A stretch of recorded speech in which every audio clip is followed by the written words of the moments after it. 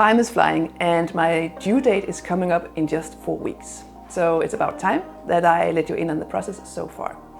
I'm Annika Langvad, a former mountain bike world champion, and it has taken 7 years to become pregnant.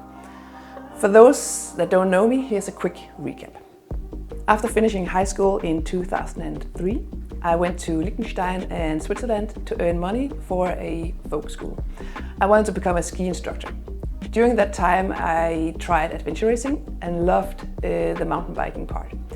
In 2006, I moved to Copenhagen to start my studies to become a dentist. At the time, I was 22 years of age. Eventually, I joined a local mountain bike club and started racing in 2008, and I also met Thomas. Things moved fast from there on. I won my first World Champs medal in 2010 and podiumed at XCO World Cups in 2011. I joined Specialized in 2013, and all the while being a pro mountain biker and dentist student, I didn't really think about starting a family until Thomas brought it up in late 2015. I was going to the Rio Olympics in 2016 and I had to finish my studies in the fall of 16 and the spring of 17. That was going to be a full-time study period. Our plan was to start a family during that period too. But then I won the XCO World Champs just before Rio. We decided to postpone our family plans until after I got my degree, because as Thomas said, you should race now that you have the rainbow jersey. By then I was 32 years. I got my degree, I won a few races, and by the end of the 2017 season, we decided to start a family. I was dead sure I would get pregnant right away, and then nothing happened. We didn't think too much about it at first. We of course discussed the issue and also that Thomas could be the problem, but we basically thought it was the stress of racing and training on my body was just too much. When I retired at the end of 2020, we thought, now is the time. So we went to a private fertility clinic and right away it was clear that Thomas had very low sperm quality. But okay, we now had the help from experts and thought it would come easily. And still nothing happened. We went through several clinics and multiple stimulation rounds with in vitro fertilization, also called IVF. And still nothing happened. Our luck was that a doctor at the clinic consulted us and said, Thomas, we need to have you examined. And we were then referred to the public system and the general hospital here in Copenhagen.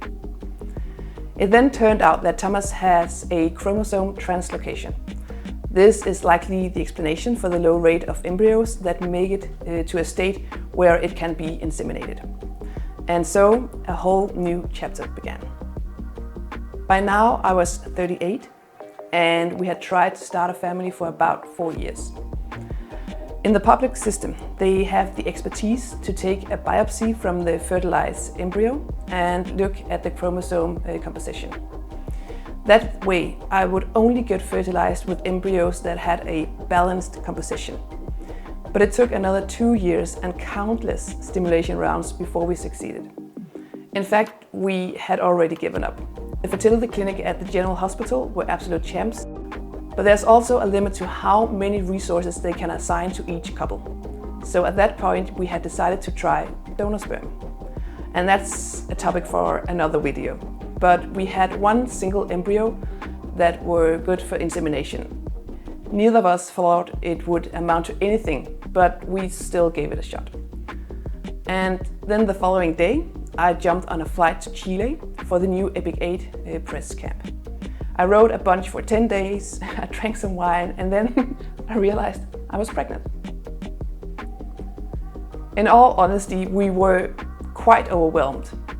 Of course we were happy, but still at the back of our minds we didn't think it would stick. I previously had one positive pregnancy test for around a week and that didn't work out. So it was a process we slowly leaned into and started believing in. But it took a while and now due date is in 4 weeks. In the next video I want to address the experience of undergoing fertility treatment. It's honestly one of the hardest things I've ever done, mentally and physically. Being a pro bike racer does not even compare. This is next level emotional stress and physical load. If you want to hear more about my experience, Stay tuned.